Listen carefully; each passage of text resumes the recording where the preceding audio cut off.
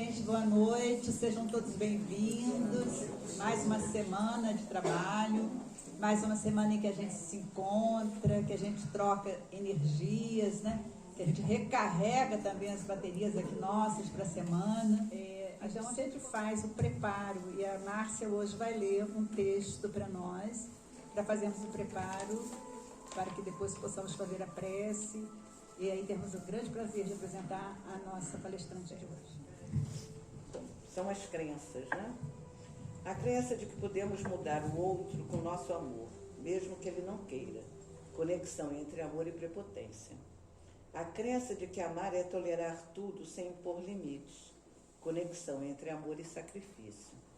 A crença de que amar é ser submisso à vontade do outro. Conexão entre amor e autoabandono. A crença de que amar é prover a pessoa amada de tudo que ela solicita. Conexão entre amor e julgamento do que o outro precisa.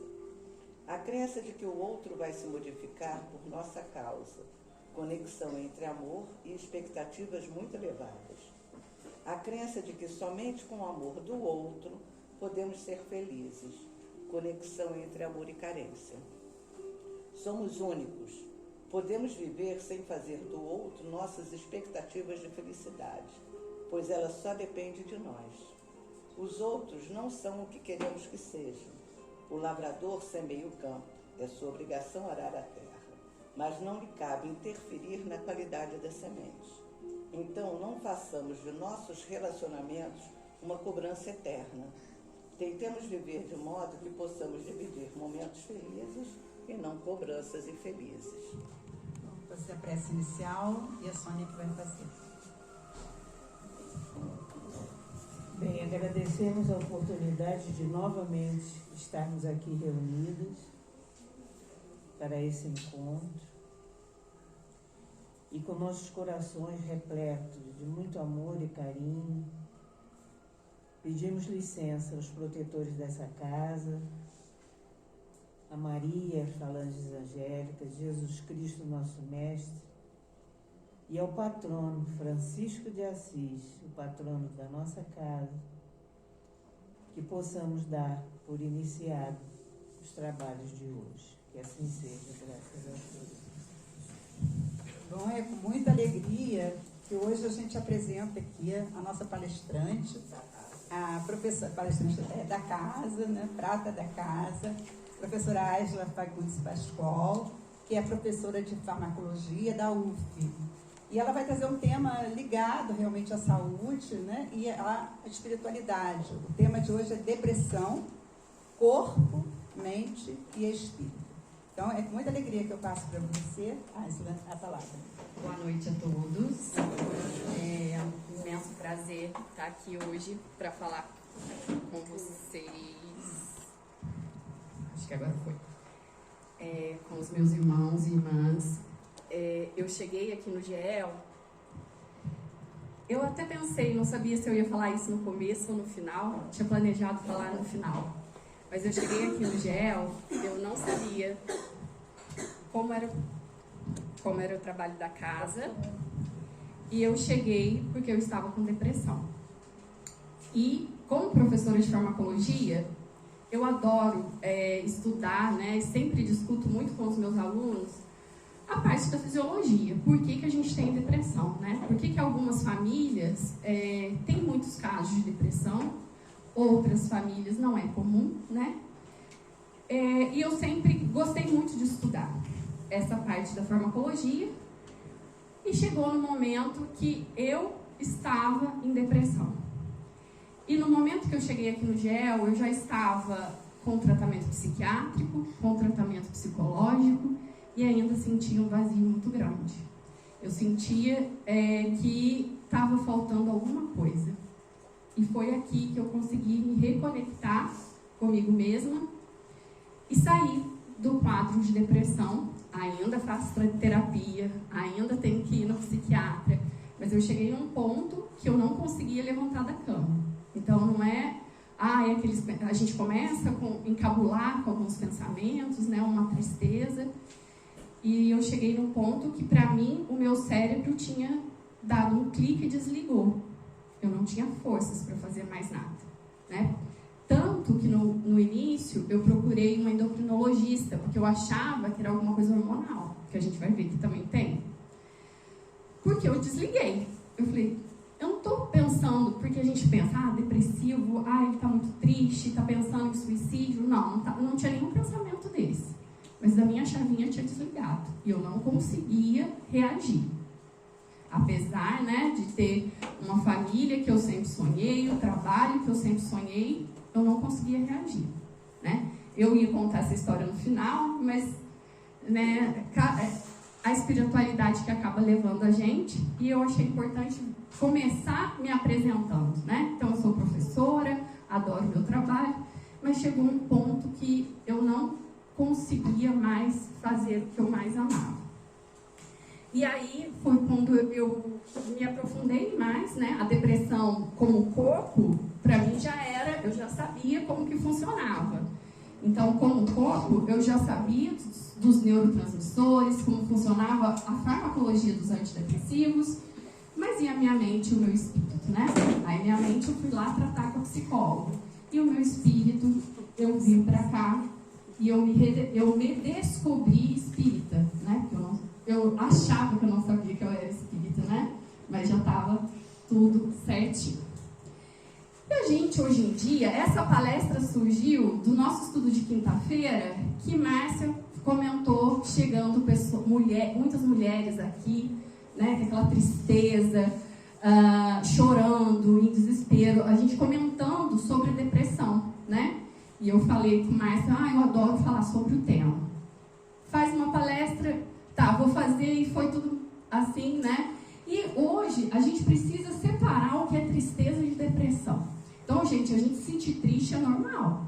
A gente sente tristeza, a gente não é uma máquina, né? Que sorri o tempo inteiro, que está feliz o tempo inteiro. Então, a gente se frustrar e se sentir triste é normal, né? Então, o nosso dia a dia, a gente vai ter coisas boas e coisas ruins que a gente vai ter que lidar. Então, alguns momentos de tristeza, de cansaço, é comum. O que não é comum é quando isso não passa. Eu estou há mais de 2 semanas, eu não consigo reagir, eu só tenho pensamentos negativos, eu não tenho energia para fazer o que eu gostava de fazer antes.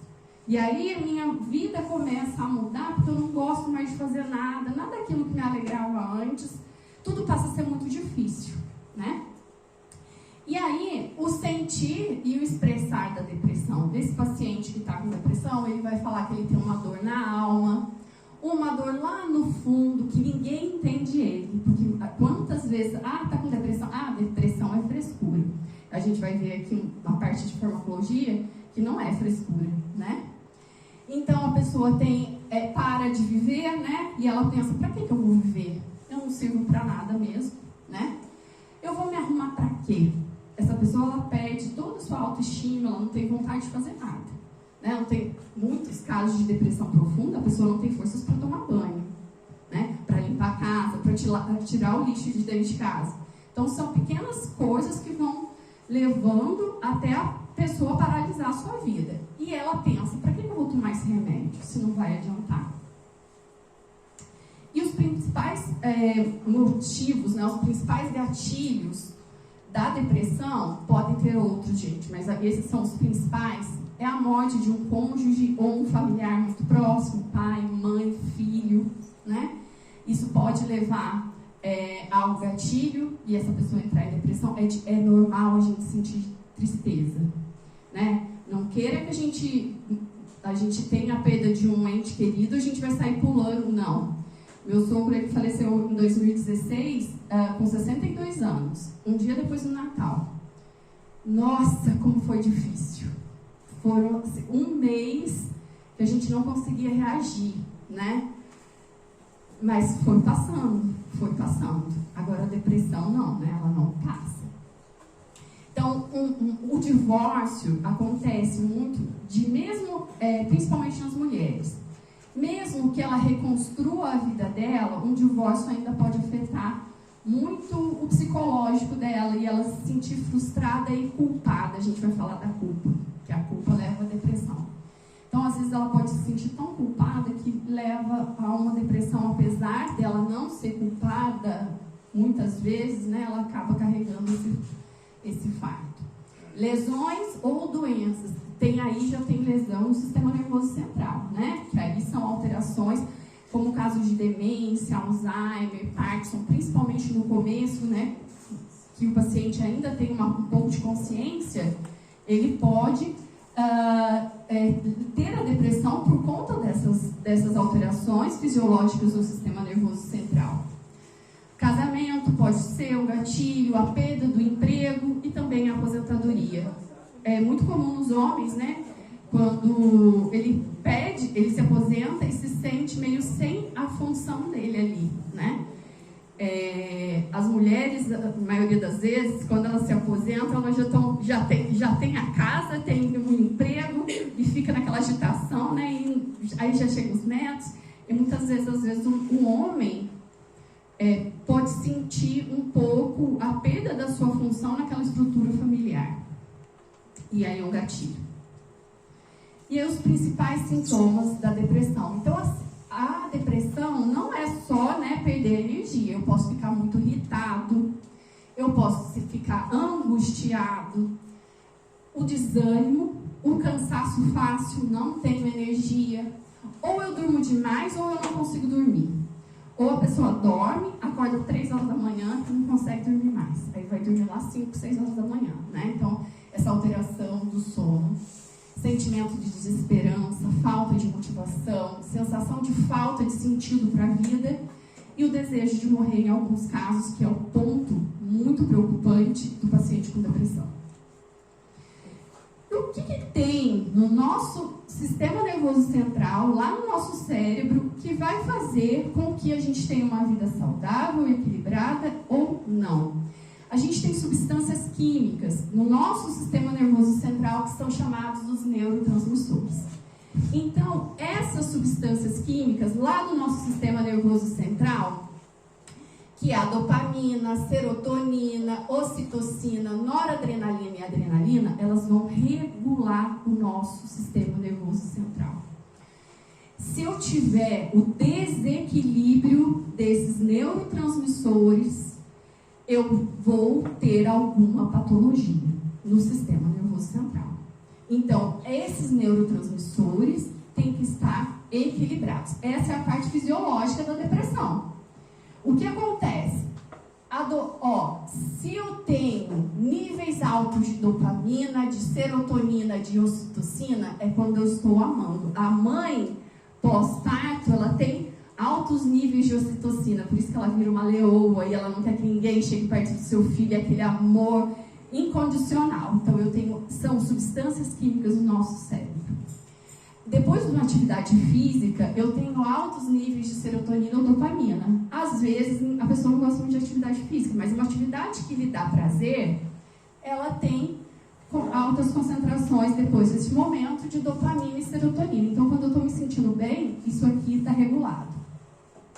A adrenalina e a noradrenalina são substâncias que quando a gente está estressado ou quando a gente leva um susto, a gente tem uma descarga de adrenalina e noradrenalina, que faz nosso coração acelerar, a gente tremer. Então é quando a gente tem essa descarga de adrenalina.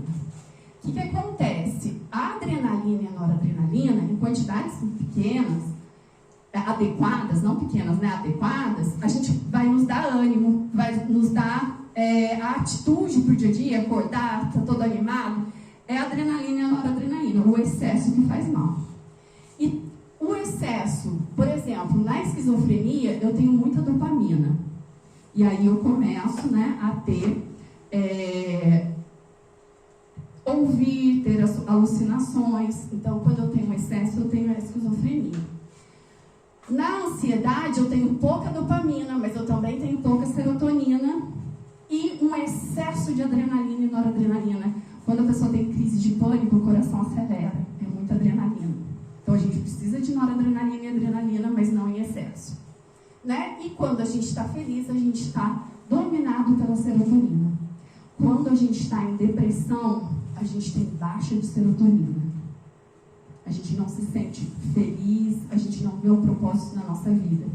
aquele cansaço, aquela falta de perspectiva, a minha adrenalina e a noradrenalina estão muito baixas. E o que eu quero passar para vocês é que o nosso sistema nervoso central, ele vai precisar de um equilíbrio dinâmico dessas substâncias, que são essas substâncias que passam informação de um neurônio para o outro neurônio. E nossos sistemas são milhões. Aqui eu quero falar que a gente tem um componente fisiológico. Quando esses neurotransmissores não estão funcionando adequadamente, eu vou ter a depressão. Né? Se eu tiver pouca serotonina, pouca adrenalina. E aí é aqui que vai entrar o tratamento farmacológico. Então tem gente que acha que é besteira, não vou tomar remédio porque eu vou viciar. Gente, não é esses medicamentos que viciam. O medicamento que vicia é medicamento que faz você dormir. Diazepam, os benzodiazepínicos, aquilo lá sim. Se você não tratar a causa da tua insônia, você vai viciar naqueles medicamentos. Não. Os antidepressivos que hoje em dia tem cada vez mais e mais medicamentos mais novos, eles não causam dependência. Esse é a primeira estrutura para a gente tentar tratar a depressão. Pode ser que seu caso não seja esse, seja apenas psicológico. Então você vai ter que fortalecer o seu psicológico, lidar com traumas, e aí depois a gente vai falar do componente espiritual. Então, a gente precisa desse tratamento multidisciplinar, né? Porque se for fisiológico, não adianta você vir aqui, fazer desobsessão e você não vai melhorar. Então, a gente tem que ter essa consciência que eu tenho um componente que é o meu organismo não está funcionando adequadamente, certo?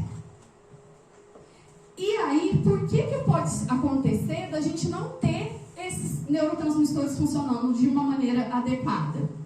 A gente, então, pode ter um déficit desses neurotransmissores, dessas substâncias químicas, por baixo nível de nutrientes. As vitaminas, elas fazem parte para o funcionamento adequado do nosso organismo, a gente precisa de várias vitaminas. E algumas delas podem levar à alteração da produção de alguns neurotransmissores. Vitamina D está muito relacionada à depressão, né? Friburgo, quando a gente fica muito tempo sem sol, esse ano até que a gente teve bastante sol, né? Baixa de vitamina D está relacionado, por exemplo, com a depressão. Alterações hormonais. As mulheres passam muito por isso na menopausa, né? Quando a diminuição dos estrogênios, elas podem levar a uma alteração desses neurotransmissores. A influência dos aspectos sazonais. Países como Bélgica e Noruega, pouca quantidade de sol, a gente acaba produzindo muita melatonina, que é o outro neurotransmissor. Quando a gente se expõe ao sol, essa melatonina baixa, né? Quando a gente vai chegando à noite, o ideal é que a gente vai diminuindo a luz para a produção de melatonina. Se eu moro num lugar que não bate muito sol, eu acabo produzindo muita melatonina e essa melatonina me deixa desanimado, porque a melatonina prepara o nosso corpo para dormir, né? E acaba dando esse desânimo. A gente tem lesões cerebrais, doenças do sistema nervoso central, fatores genéticos. Algumas pessoas acabam tendo alterações genéticas e acabam não produzindo esses neurotransmissores. E o uso de substâncias de abuso, né? Algumas drogas psicotrópicas que acabam alterando o funcionamento do sistema nervoso central e acabam levando a um desequilíbrio desses neurotransmissores. Algumas pessoas, né, acabam tendo maior probabilidade de desenvolver depressão, que aquelas pessoas que já tiveram episódios anteriores, elas têm mais chance de ter uma recorrência. Familiares com histórico de depressão, principalmente por conta dessa produção de neurotransmissores, isso é um fator genético. Então, algumas famílias acabam tendo alterações genéticas que acabam levando a uma produção alterada desses neurotransmissores. Algumas pessoas, né, que apresentam dificuldades de relacionamento, que têm questões psicológicas que precisam ser tratadas, podem apresentar mais depressão. Algumas patologias, algumas doenças graves, né, acabam mexendo muito com o psicológico, levando a gente à depressão. Mulheres no intervalo de 18 meses após o parto, principalmente por conta de todas as alterações hormonais. usuários de álcool, porque o álcool é uma substância depressora do sistema nervoso central, usuários de drogas psicoativas, que são, então, drogas que acabam alterando, e portadores de outros transtornos mentais também têm mais chance de ter depressão. E o grande problema da depressão é o suicídio. Por quê, gente? Não é a primeira medicação que a gente toma que vai dar certo, né? A gente vai ter diversas medicações, umas vão aumentar a serotonina, outra vai aumentar a serotonina com noradrenalina, e isso vai depender de paciente por paciente. E a medicação, ela demora pelo menos 14 dias para começar a fazer efeito. Então, você não consegue ver um efeito imediato. Hoje em dia, os antidepressivos têm menos efeitos colaterais, mas os mais antigos, a pessoa tinha muito efeito colateral, acabava desanimando de fazer o tratamento, né? E aí tinha um efeito rebote ali, e aí ela começava a pensar em suicídio. Então, 80% dos deprimidos têm ideação suicídio. Ele pensa no suicídio. Desses 10 a 15% põe fim à própria vida. As mulheres estão mais propensas a tentar suicídio, mas os homens têm mais êxito para a tentativa. Porque a mulher, quando ela vai tentar suicídio, ou ela corta os pulsos ou ela toma uma overdose de medicamento. O homem já tem coragem de usar uma arma de fogo, por exemplo. Entre 15 e 44 anos, né, há uma faixa etária relevante, de um número grande de suicídios, e a gente vê que algumas fases marcam a vida, né, como é a passagem para a adolescência, da adolescência para a vida adulta, pode chegar esse paciente ter uma depressão e chegar a cometer o suicídio, e da meia-idade para a velhice. Então, a gente tem esses dois pontos principais onde tem mais risco de um paciente com depressão, com ideação suicida, de cometer o ato. Então, e alguns estudos indicam que com a idade esses índices de suicídio aumentam, né, principalmente entre os homens. E aí é muito importante esse primeiro pilar, o tratamento farmacológico. Mas o tratamento farmacológico é complicado. Não pensem que vocês vão começar a tomar um antidepressivo e dali um mês você vai estar ótimo, você não vai precisar tomar mais um antidepressivo. Não é assim que funciona. O tratamento leva anos, né? E existe muito preconceito com quem faz o tratamento com psiquiatra. Ah, fulano é louco. Fulano é louco. A gente precisa se despir desse preconceito. A gente precisa pensar que a gente precisa do equilíbrio, e se o equilíbrio, neste momento, é necessário esse pilar farmacológico, a gente tem que abrir mão e procurar o tratamento, né? A gente está procurando o pilar entre corpo, mente e espírito. Então, se o meu corpo não está produzindo as substâncias adequadamente, eu tenho que procurar a ciência. E a gente sempre fala isso aqui, né? Que a gente não pode abrir mão da ciência. E o espiritismo, o que ele tem a ver com a depressão, né? A gente pode ter casos de obsessão, a gente também tem relacionado a nossa conduta moral, a nossa evolução espiritual, questões psicológicas, a vida em família, alguns pontos, né, na família, como aborto, como suicídio, que pode mexer muito com a pessoa, o amor, mas não o amor de homem e mulher, né, o amor pelos irmãos, pela nossa comunidade, empatia. E a fé, e sim, a empatia, né? E a gente tem que pensar também de buscar a nossa cura pautada nos ensinamentos de Cristo. Então, Jesus Cristo foi o exemplo, e é o exemplo que a gente tem que seguir, que é difícil, não é fácil, mas a gente tem que tentar, né? E existem alguns comportamentos que acabam favorecendo a depressão, e a gente vai falar um pouquinho sobre eles, que estão relacionados também, tanto questões psicológicas como questões espirituais. Quando a gente fala do materialismo, ninguém aqui está falando, nossa, você tem que andar descalço e não comprar nada. Não é nada disso, né? É a gente pensar que o bem material não é a única coisa que rege a nossa vida, certo? Então, quando a gente dá uma atenção excessiva a esse materialismo, eu preciso de ter o melhor celular, eu preciso de ter o melhor carro, eu preciso estar com a melhor roupa.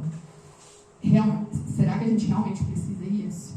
Porque quando a gente põe isso como uma necessidade, a gente chega ao consumismo.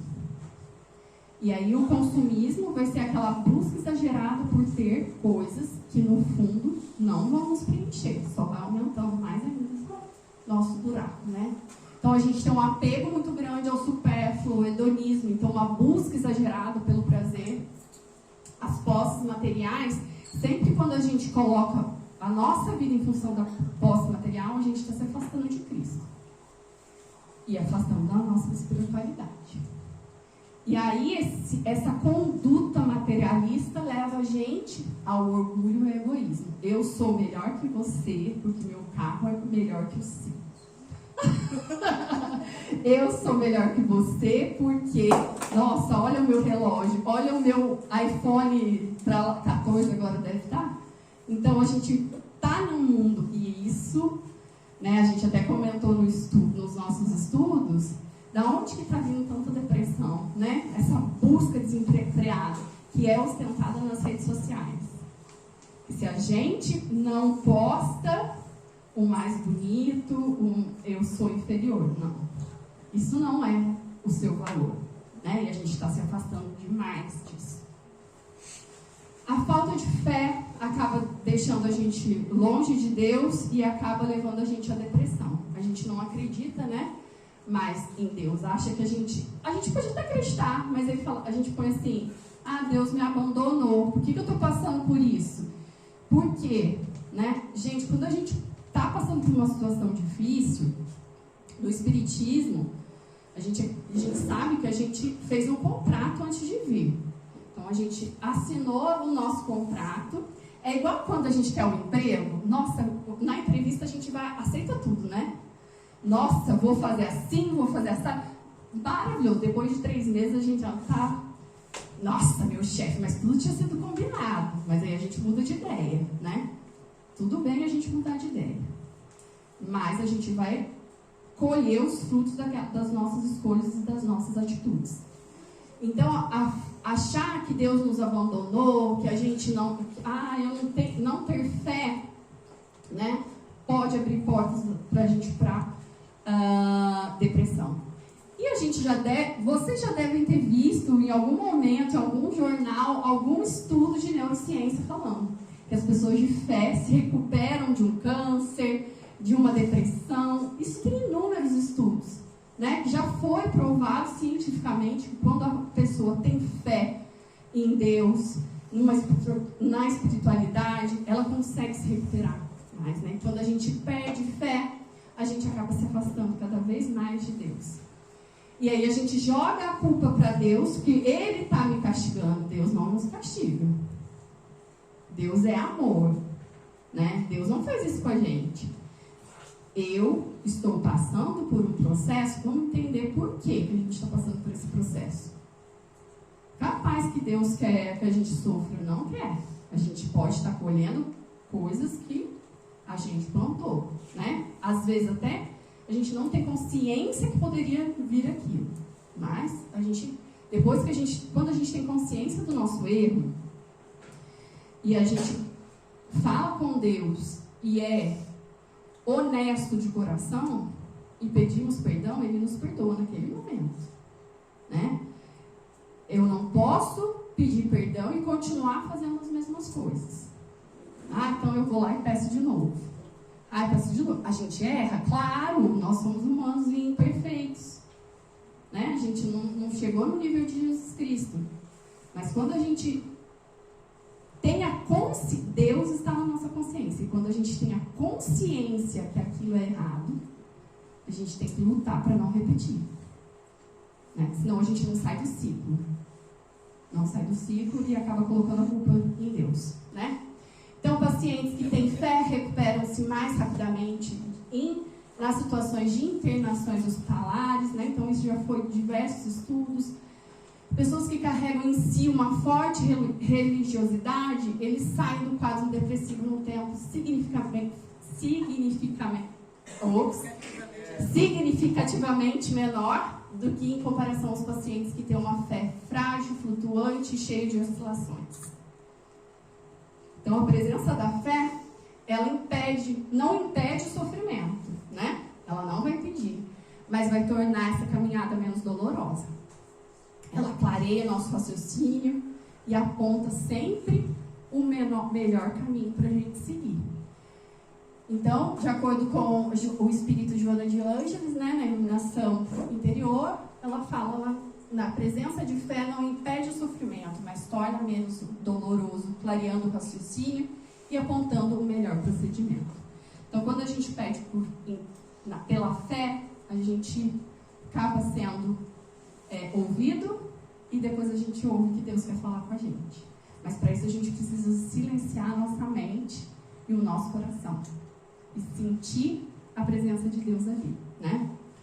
Quando a gente primeiro, quando a gente se apega muito às questões materiais, que foi um ponto atrás, e a gente chega a um vazio existencial. Eu posso ter sempre o melhor carro, o melhor celular, o melhor sapato, eu sempre vou querer um. Aí sai outro, eu quero outro, eu quero outro, eu quero outro.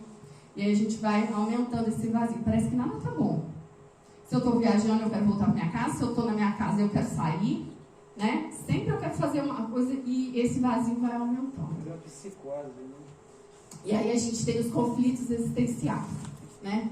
Então, a Joana de Ângeles chama atenção para a agitação do mundo moderno, que faz com que as pessoas afastem-se do seu eu e buscam poder, fama e prazeres que são totalmente ilusórios, ao invés de trabalhar interiormente. Então, a reforma íntima, a gente tem que estar andando ali, lado a lado, se a gente quer paz no nosso espírito. Então, esse comportamento é gerador de conflitos. A gente tem uma necessidade de manter as aparências para a sociedade. E essas conquistas externas, elas são vazias. Ela não consegue preencher o nosso coração. Outra grande porta para a depressão é o ressentimento. Né? Então, a gente tem o ressentimento caminhando lado a lado com a raiva, com o ódio, com a dificuldade de amar, perdoar, né? Constituindo frequentemente causas da depressão. Quando a gente vai lá tratar com o psicólogo, tem um monte de coisa do nosso passado. Né? Depressão é excesso de passado e a gente precisa se curar e se libertar desse passado. Então, quando a gente começa com amargura, desejo de vingança, a gente abre a nossa mente para coisas ruins. E com isso, a gente começa a atrair os nossos irmãozinhos obsessores. Eles são atraídos, então, pelos nossos pensamentos. Então, se eu começo a ficar pensando demais nisso, eu trago quem está na mesma sintonia que eu. A gente tem que compreender com maturidade, né?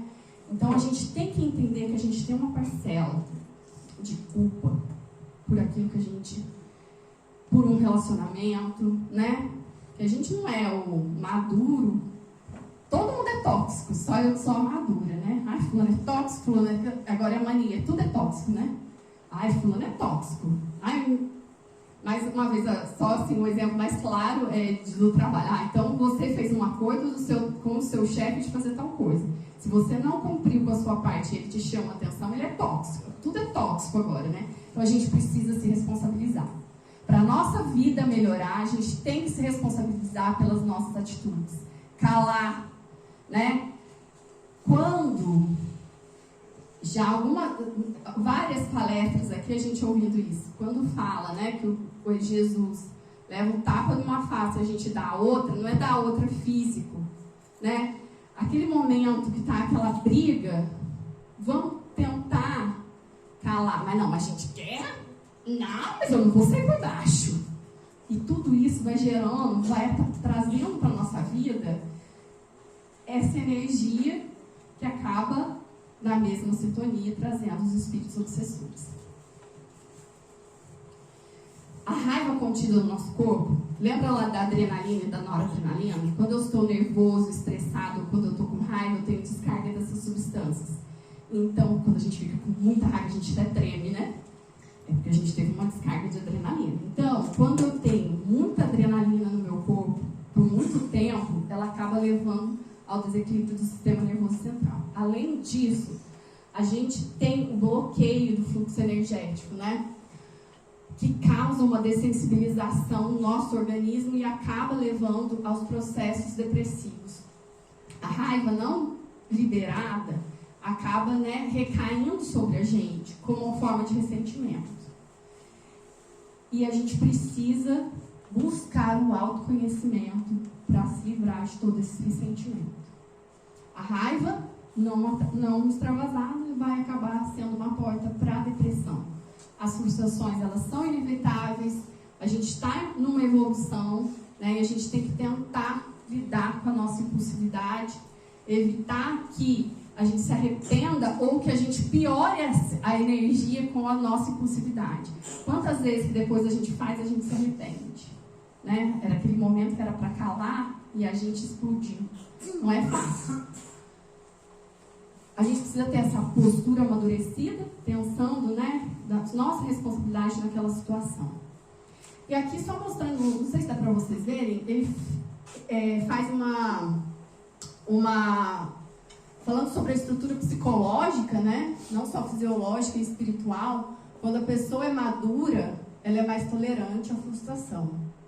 Ela pode sentir raiva, mas ela reconhece a sua responsabilidade na situação vivida. Ela muda a sua conduta, ela ressignifica, ela repara e se reconcilia. E isso ela vai ter o conhecimento pessoal, o crescimento pessoal. Quando ela é imatura, ela é uma pessoa intolerante. Quando ela se frustra, ela sente raiva. Essa raiva contida leva a gente a uma tensão muscular, a gente obstrui esse fluxo energético, o nosso corpo fica descompensado e a gente tem a depressão. Eu posso ter a raiva, né, me tornar uma pessoa hostil. Com a ação do tempo e com o amadurecimento, o autoconhecimento e reconhecer o meu erro, eu vou pensar na culpa. Também posso passar por muitos conflitos de amor e ódio e chegar na culpa. E a culpa, ou eu vou aqui para reparar, tentar reparar esse mal. Se não consigo reparar, eu vou tentar não fazer mais isso. Eu vou ter que mudar o fluxo daí. Senão eu vou continuar naquele ciclo doentio. E eu me perdoo. É tão difícil a gente se perdoar. A gente acha que perdoar o outro é difícil. Mas quando a gente põe na nossa consciência, reflete e vê todos os nossos erros e reconhece os nossos erros, o auto-perdão também é muito difícil. Mas a gente tem que treinar o auto-perdão. Porque a culpa é nossa. Não é Deus que nos culpa. A culpa é nossa, né? A gente que se culpa. Mas Deus é amor, é bondade, é compreensão, né? E a gente precisa nos achar dignos do auto-perdão. Eu posso ter culpa, ficar me martirizando, e aí eu caio na depressão. Então eu tenho fatores psicológicos, tenho fatores fisiológicos que a gente viu até aqui, né? E aí, como seria fácil se a gente fizesse, me libertei de todo ressentimento. Ai, que benção. Mas a gente precisa se curar, né? Não é fácil. Então, libertar do ressentimento, a gente tem que ter a capacidade de perdoar, do autoconhecimento, né? Eu não sou perfeita. Ai, fulano fez isso comigo. Mas e eu? O que eu já fiz para ele reagir daquele jeito? Será que a gente tem essa maturidade de se colocar e refletir sobre os nossos atos? A gente precisa do autoconhecimento para a gente se libertar, né? Então a gente precisa ver que a gente não é perfeito. E que quanto mais imaturo a gente for, quanto mais a gente colocar a culpa no outro, mais conflito a gente vai gerar, ou a gente nunca vai sair daquele ciclo vicioso. E como perdoar? Nossa, se fosse fácil, né, gente? A gente tem que tentar sair da posição de vítima, tentar ver qual é a nossa parcela de responsabilidade naquela questão, né? E saber que a gente é corresponsável na nossa vida. Se a nossa vida está bem, nós somos responsáveis. Mas se a nossa vida está mal, nós também somos responsáveis, né? E perdoar é assumir a própria vida e crescer, né? Respeitando e permitindo aqueles que nos fizeram mal, mas que eles estejam livres para seguir o caminho deles. Então, aconteceu, não podia ter acontecido, mas eu me liberto disso e você se liberta disso, né? A gente precisa ter o ressentimento, não vai fazer bem. E não é fácil. E a psicologia vem para auxiliar isso, né? O tratamento espiritual, mas a gente precisa desse autoconhecimento e esse compromisso com os nossos atos vai nos auxiliar. Mas às vezes a gente precisa do psicólogo para nos ajudar também a nos libertar disso. Então a gente tem os 3 pilares ali. O orgulho também é uma porta, né, para depressão. Então, a gente às vezes tem pessoas que são muito orgulhosas, elas se acham autossuficientes, elas não precisam de ninguém. E quem não tem o que ela tem é inferior, se não é igual a ela é inferior, né? E muitas vezes a gente acaba levando algumas rasteiras da vida, né? Nada é por acaso, para a gente tentar aprender, né? Que a gente não é melhor que ninguém, que eu não sou melhor que você, porque eu sou isso, eu sou aquilo outro. E a gente passa por um processo de sofrimento, por essas quedas, mas que isso nos convida à reflexão da humildade, né? De ressignificar. Então, essa pessoa pode cair de status social, ter problemas financeiros, perder um emprego, e aí ela cai na depressão, porque ela se agarrava a vida dela nisso. Né? A gente tem que tomar muito cuidado para não ficar nesse ponto aqui, porque, gente, perder um emprego ou ter um problema financeiro, muitas vezes, às vezes não está no nosso controle, né? E aí, se a gente não está bem conosco, com o nosso psicológico, a gente pode cair na depressão. Isso, então, nos deixa vulnerável à depressão. O egoísmo também, um dos pontos que levam a gente a ter muito sofrimento, né? Porque ali, quando a gente se torna uma pessoa egoísta, a gente abre as portas para a mentira, para o ódio, para o ciúme, para o apego, né? Para as relações de dependência afetiva, e não é isso, né? Então, a gente vai estar carregando um individualismo, um egocentrismo, que a gente precisa deixar de lado, porque isso também, né, vai nos levar em algum momento a refletir sobre como é esse afeto sincero e como, se a gente sentir que esse afeto não é sincero, né, a gente se sente desamparado e capaz de abrir as portas para a depressão. E a culpa, né? Grande questão, né, que a gente fala muito nos nossos estudos é sobre a culpa, que a gente foi criado com Deus nos culpando, com Deus nos vigiando e nos punindo quando a gente tem culpa, né? Então, o estado de culpa é responsável, né, para predispor essa pessoa emocionalmente, fisicamente à depressão. Muitas vezes, gente, ela pode ter origem na infância. Se essa criança foi muito cobrada ou passou por algum processo traumático, né? Então, ela traz essa culpa lá da sua infância, que vai estar uma relação de amor e ódio. Pode vir essa culpa, né, na manipulação de contextos religiosos, na qual a gente usa essa culpa para submeter ao outro por aquilo que a gente quer, né? Então, manipula o sistema para a gente, através da culpa, conseguir fazer com que as pessoas sigam o caminho que a gente quer, né? A gente acha que a gente não agradou a Deus, que não decepcionou, que a gente está se afastando de Deus, né? Mas foi o que eu já falei com vocês. Quando a gente se sente culpado e a gente tem consciência do nosso erro, A nossa conversa é com Deus. E Deus sempre vai estar disposto a nos libertar dessa culpa. A gente precisa fazer um tratamento, né, emocional, espiritual, para a gente saber que Deus é amor. Deus não pune. Se a gente está num ciclo que está difícil da gente levar, a gente tem que refletir quais foram as atitudes que chegaram nesse ponto. Porque Deus não faz maldade para ninguém. E aí, nessa vida que agora todo mundo tem que ser super produtivo, eu tenho que ser a melhor profissional, a melhor mãe do mundo, a melhor amiga, tá em forma, andar bem arrumada e ter o iPhone 14, a gente se cobra muito. E essa cobrança excessiva vai comprometer o nosso psíquico, né? Então a gente vai ter tanto alterações que podem ser conscientes ou inconscientes, e a gente mudando esses valores, a gente vai estar abrindo nosso campo espiritual para obsessões. Então a pessoa tende a adotar atitudes de crítica, rigidez, moralismo, intolerância, perfeccionismo, não se permitindo errar. Não é só aquela pessoa que fala do outro, mas ela é cruel assim com ela mesma, né? E aí que a gente não tem que falar do outro, orar e vigiar, né? Mas quando a cobrança é a si mesmo, nossa, isso é um passo para a depressão. Sente no direito de julgar e corrigir atitudes alheias. Vamos tomar muito cuidado, né? A gente apontar o dedo. Quando a gente apontar um, tem aqui, ó, 3 mostrando para mim o que eu estou fazendo. Eu sou exemplo.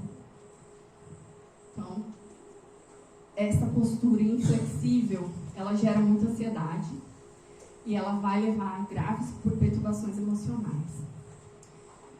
Considerar, né, sua atitude imperdoável. O que foi, né? Quem somos nós para falar? Ai, fulano fez isso, aquilo. A gente tem que nos afastar disso, né? E também nos afastar de nós mesmos, desse monstro que nós somos mesmos, né? Nos sentindo culpado, que a gente vai criar uma imagem de incapaz, inadequado, rejeitado, indigno, né? E se colocando em uma situação de autopunição. E isso leva à depressão. Então, diante, né, dessa percepção que a gente tem da nossa falha, com o consequente arrependimento, a gente tem coragem ao auto-perdão e tentar promover as nossas reparações. A gente precisa ser capaz de libertar a outra pessoa do sentimento de culpa. Pode acontecer da gente ter revoltas contra as leis naturais. Então, a gente tem um acordo, né? A gente assinou um acordo quando a gente veio para essa vida. Porque a gente veio de várias vidas, a gente já foi evoluindo, né? E muitas vezes a gente acaba assumindo situações, né, posicionamentos imaturos e infelizes na nossa vida, e a gente acaba perdendo esse compromisso que a gente tinha com a espiritualidade. Isso pode levar a gente à falta de fé, uma frágil estrutura emocional, a incompreensão da realidade espiritual, e a gente acaba sofrendo tanto as consequências dos nossos bons atos, mas também dos maus atos, né? E as leis naturais, elas nos colocam nas mesmas situações na tentativa da gente mudar. Então, aquele ciclo, sempre aquelas brigas por aqueles mesmos motivos, né? Então, a gente precisa evoluir para sair daquele problema. Então, sempre quando a gente não reconhecer o nosso erro, não amadurecer e continuar naquele ciclo, a gente não vai conseguir evoluir. Então, o nosso psiquismo, ele carrega, né, tanto experiências dessa vida como anteriores, mas a gente não tem consciência, né? Então, a gente tem condições, acabam chegando a condições que elas vieram para a gente evoluir, para a gente saber lidar com aquela situação e acabar evoluindo, né? E às vezes, quantas vezes a gente olha a vida do outro e pensa, nossa, como é que ele está aguentando, né? Não tem aquela coisa que Deus não dá um fardo maior do que a gente consegue aguentar? A gente fez um acordo com a espiritualidade, a gente ia passar por aquelas situações para a gente evoluir, né? Então a gente precisa de uma postura de aceitação, perseverança, uma condição moral digna, reparadora. E a gente precisa da fé para a gente seguir esse caminho, né? Então, a gente nunca é esquecido por Deus. Sempre Ele está ali, a gente precisa pedir. E a gente tem a espiritualidade ali também para nos auxiliar. Às vezes a gente fica pensando, como é que eu faço para entrar em contato com o meu mentor, né? Escuta o seu coração, faz uma oração, né? Se coloca ali com Deus, com a espiritualidade e peça ajuda. Sempre que você pedir ajuda à espiritualidade, ela vai estar ali te ajudando, né? E a gente tem que evitar essas sensações de injustiça e desamparo, porque senão a gente vai abrir vai quebrar nosso equilíbrio emocional e vai abrir para a depressão. E aí, chegando no último ponto, sobre a influência espiritual, a gente tem alguns pontos que acabam favorecendo a depressão. Então, eu tenho questões fisiológicas, questões psicológicas e alguns pontos que a gente tem o espiritual também envolvido. Então, a gente tem a obsessão espiritual, o assédio espiritual, a atração em mentes deprimidas e o vampirismo. Então, a obsessão espiritual é quando a gente tem a interferência, então, do obsessor nos nossos pensamentos e nos nossos atos.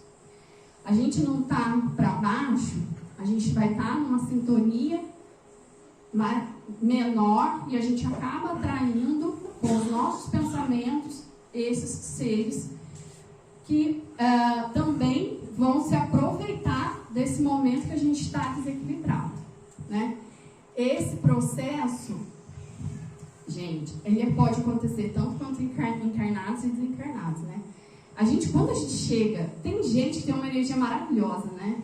Você chega num lugar que ela muda a nossa energia. Então, da mesma maneira, acontece isso em momentos quando a gente está triste. A gente acaba atraindo para a gente essa energia. A gente acaba tendo essa interação psíquica de nível inferior, que estabelece, então, sintonia com essa vibração, por conta, né, dos nossos pensamentos, e a gente acaba tendo essa troca ali de energia por ser similar. E a gente acaba tendo comportamentos infelizes, que resultam em vínculos mentais com espíritos vingativos, que causam sofrimento, né, no obsidiado.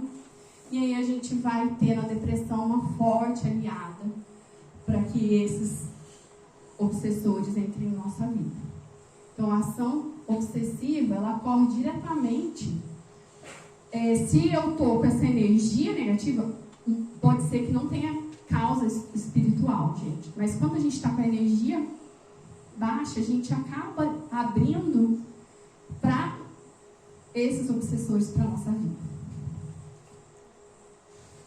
O assédio espiritual, né? Então, a gente é normalmente favorecido pela conduta moral do obsidiado, por imaturidade, falta de conhecimento da realidade espiritual, acaba fazendo abuso de álcool, de drogas e outros vícios morais, né? Conforme orgulho, egoísmo, vaidade, ganância, maledicência, e isso deixa o seu espírito vulnerável a esse assédio, né? Então, eu tenho que ter um comportamento vigilante. Eu não posso cair nessas armadilhas, né? Então, vigiai e orai. Porque senão a gente acaba levando a um comportamento vigilante do encarnado, que diante desse assédio, então, espiritual, revela desconsideração por um fato que a gente é espíritos imortais. E que a gente está em processo de evolução. E que o desajuste nessa conduta de hoje pode ser a base do nosso sofrimento de amanhã. Então, sempre, né, vigiar e orar, cada um cuidando da sua vida, para não dar margem para esses espíritos.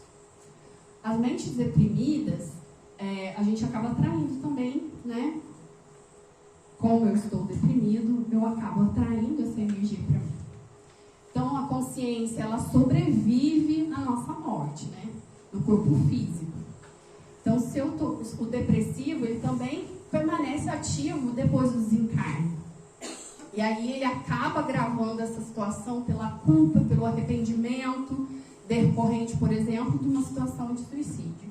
O espírito deprimido, ele pode se sentir atraído pelas vibrações negativas emanadas pela pessoa encarnada, por identificar o pensamento e a postura de vida muito similar.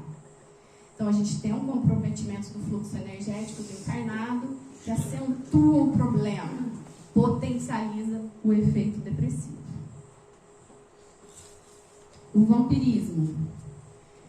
Então, o vampirismo é uma expressão usada, né, para referir uma relação parasitária. Então, alguém está se beneficiando de mim e eu estou saindo prejudicado por essa relação. O desencarnado, ele vive às custas, então, das sensações do encarnado, influenciando seus comportamentos e sugando sua energia. A tal relação pode, né, gerar no encarnado sensações de desânimo, prostração, ficando vulneráveis à eclosão de um quadro depressivo. Quando a gente pensa, então, corpo, mente e espírito, para o tratamento da depressão, a gente precisa, então, a partir desses 3 pilares, fazer um tratamento completo ali, né, gente? Não só uma coisa, não só outra. Então, casos de culpa, revolta, raiva, são causas psicológicas que vão estar com o deprimido, né? E ele pode carregar de uma encarnação para outra e influenciar inconscientemente, né, o surgimento de sentimentos como angústia e tristeza. A gente também tem que entender que tem aspectos orgânicos. Lembra que a gente falou das substâncias do nosso organismo, falta de hormônio, falta de vitaminas, que também podem levar, né, essas sensações. E eu posso levar isso também depois do desencarne, né? Então, esses aspectos orgânicos também vão estar ali nesse transtorno depressivo. O perispírito ou o corpo espiritual guarda essas marcas, essas sensações físicas e psíquicas que ele experimentou enquanto ele estava encarnado e mantendo esse registro pós o desencarne. Com o entendimento, então, do ciclo reencarnatório, fica muito clara a interação dos aspectos orgânicos, psicológicos, né, e os espirituais. A gente sempre fala, né, Márcio e Júlio sempre falam pra gente no estudo, que o espírito, quando ele desencarnou, ele levou com ele tudo que ele acreditava quando ele estava no mundo físico, né? Então, ele vai com as suas mesmas crenças e os mesmos sentimentos. Então, muitos casos de depressão, eles têm origem nessa vida.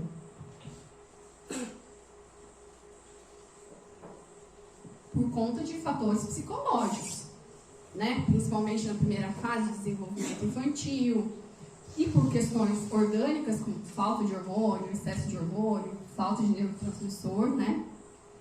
E também por conta, falei para vocês que algumas vitaminas também levam as nossas células a produzir menos neurotransmissor e acabam levando às alterações. Então, é um conjunto, né?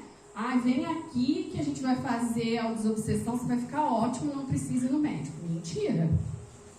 Né? A gente tem que andar com a ciência junto com o espiritismo.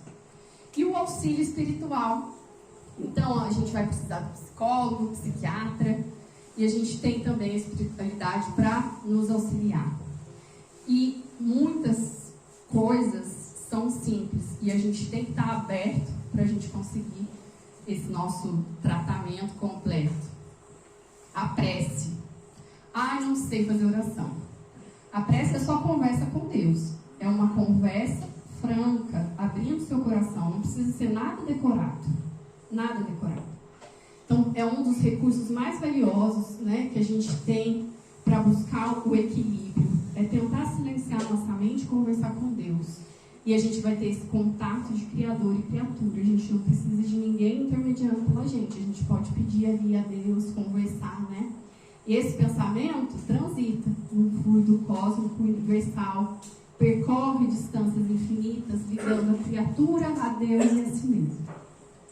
E reflete, né, a integração do ser para esse ser superior que é Deus, e a gente vai ter uma ação magnética sobre a pessoa que profere a prece, trazendo então aquela sensação de alívio, paz, equilíbrio emocional. Quando a gente está naquele turbilhão de emoções, vamos tentar silenciar e entrar em contato com Deus através da prece. A desobsessão, então fazer um tratamento de desobsessão, né? Vir no pêndulo. Então é comum o deprimido atrair para junto de si as entidades com situação semelhante e que passam a consumir suas energias. Então ela vai auxiliar na recuperação do deprimido. Ele afasta entidades perturbadoras, que lhe oferece a oportunidade de reequilíbrio e fortalece as emoções e o pensamento. É benéfica para o obsessor e para o obsidiado. O desencarnado, ele é atendido, então, pelos benfeitores espirituais e consegue seguir, né, o seu caminho. E o encarnado, ele recebe a harmonia das energias do corpo físico e espiritual. A água fluidificada, que é a água que a gente toma, né, depois do passe, então ela é a água potável, que foi magnetizada.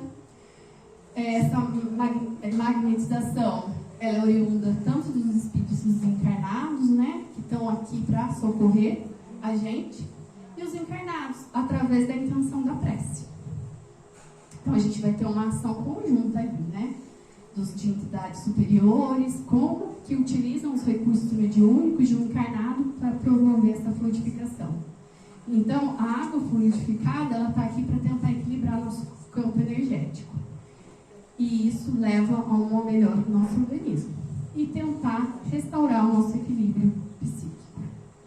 Agora o passe. O passe a gente já começa assim, né? Eu já começo a dar um sorrisinho. Gente, eu cheguei aqui no GEL, eu não sabia nada. O primeiro dia que eu sentei ali, eu dava uma olhadinha para ver o que estava acontecendo.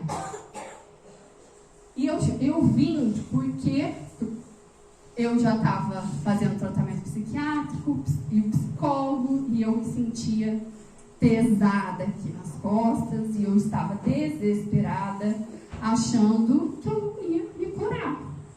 Porque eu estava no psiquiatra, estava no psicólogo, gente do céu, não está fazendo efeito. E eu me sentindo cansada, sem perspectiva. Aí uma amiga, já tinha umas pessoas da onde eu trabalho, né, Claudinha, que vinha para o GEL, e eu ouvia. Gente, não sabia, realmente não sabia. A gente se encontrou depois aqui. Algumas pessoas do meu trabalho vinham, lá do lado do laje, mas era só isso que eu sabia, lá do lado do laje. E eu vim, sem saber nada. Sentei ali, só ficava com o olhinho, né? Só ficava com o olhinho. E aquele dia, depois do passe, eu saí me sentindo muito melhor. E aí eu ouvi, na quarta-feira, fulano, você está fazendo tratamento de quarta-feira? Eu não lembro nem para quem que eu fui perguntar do tratamento de quarta-feira, o que era o tratamento de quarta-feira. Vem aqui 2 horas. Aí vi Miriam, fez a minha fichinha, e comecei meu tratamento de desobsessão, e estou aqui, né? Ainda faço acompanhamento, mas eu me sinto muito melhor e muito mais feliz, né? E acho que eu encontrei um lugarzinho, né? Estudo para entender, porque muitas coisas a gente não consegue entender. E aí, nesse momento que eu vim, que eu comecei, eu ainda não estava estudando, eu ainda estava fazendo tratamento, eu já tinha, e todo mundo aqui tem os seus preferidos, os médiuns preferidos, para a gente receber o passe, né? Aí a gente, vou sentar aqui, porque vai ser fulano que vai passar nessa fila, ele sempre passa aqui. Aí quando ele passa, eu saio com a energia renovada. Só que a gente tem que estar aberto a esse passe, né? Naquela época eu não sabia nada de espiritismo, nada, né? Então o que é o passe? É um recurso magnético utilizado no tratamento espiritual, que a gente vai ter a transferência de energia psíquica através da imposição das mãos. E o passista, então quem está dando passe, ele tem um desejo sincero de de auxiliar. Mas como a gente aprende aqui no estudo, depois que eu fui aprender, que a gente é um cano, né? A espiritualidade vem, nos limpa e a gente é usado como um cano. Então, não é poder do passista. A gente vai pôr a mão, mas quem age é a espiritualidade. E quem está recebendo, ele também precisa estar aberto. E ele tem que estar, acreditar, né, naquela energia e estar aberto para receber. Né? Então, assim, aí eu descobri que eu tenho que estar aberta e a espiritualidade está ali, né? O médium, ele só é um caninho para trazer essa energia e eu receber. Né? Então, aí eu descobri que não adiantava ter, que é a espiritualidade, não é o médium que vai dar o... Ai, sai tá arrepiada, não. Né? Então, é a espiritualidade agindo. Né? Então, a gente vai ter esse passe magnético, espiritual, que a gente vai ter o médium ali, mas a gente tem que estar recebendo a espiritualidade. E a gente tem que estar aberto para a espiritualidade e querer, né, essa cura. Alguns não gostam de cura, da palavra cura, mas a espiritualidade agir na nossa vida, a gente tem que estar aberto. E aí, né, a gente é um bichinho complicado e para a gente estar com saúde, a gente precisa estar com a nossa mente em dia, né, com o fator psicológico. Eu sei que não é fácil, não é todo mundo que tem condições, né? Uma amiga ontem estava me falando, tô fazendo terapia pelo plano, mas não dá, a mulher fica olhando o relógio o tempo inteiro. Não, tá difícil. Então, eu sei que não é fácil, não é todo mundo que consegue ter esse acesso ao psicólogo, mas é muito importante para a gente começar a nos entender, né? Assim como o nosso espírito. Então, é um conjunto de corpo, porque os meus neurotransmissores, o meu sistema nervoso central tem que estar funcionando adequadamente. Algumas vezes eu vou precisar de uma medicação para me ajudar.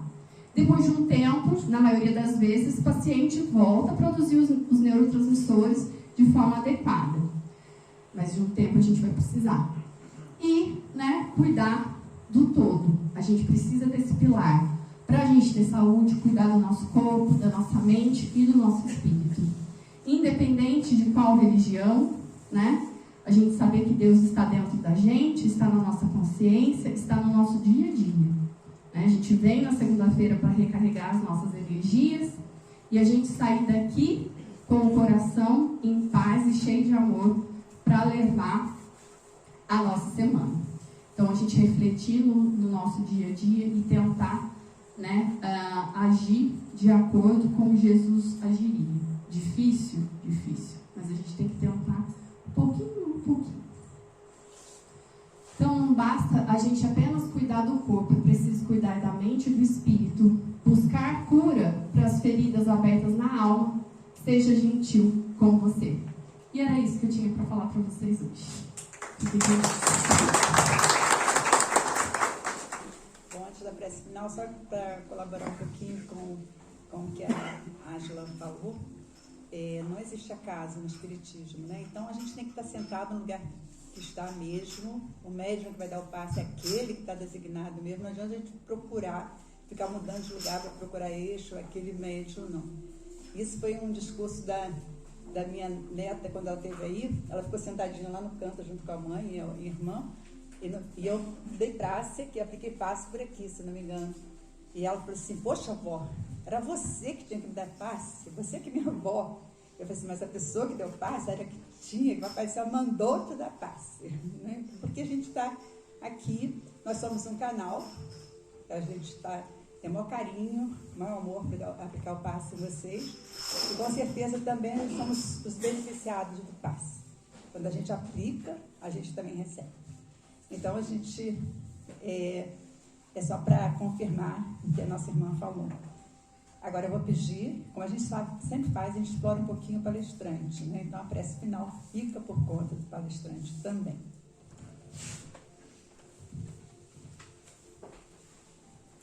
Jesus, mestre amado, amigo, Deus de misericórdia, espiritualidade amiga, que a gente possa sair hoje desta casa com os nossos corações renovados, com a nossa mente mais calma e prontos para seguir o exemplo de Jesus no nosso dia a dia.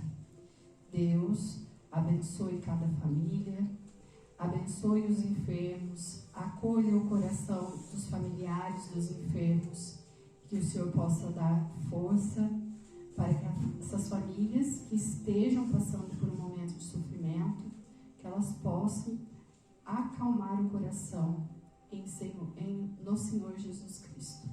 Agradeço pela minha família, pela minha saúde, pela família e pela saúde de todos os irmãos que estão aqui presentes, que a gente possa ter uma semana abençoada. Amém. Obrigada mais uma vez. Que tenha uma boa semana, uma semana cheia de luz, de amor, de paz. E feliz Páscoa para vocês, né? Que Deus esteja presente na vida de vocês. Boa noite.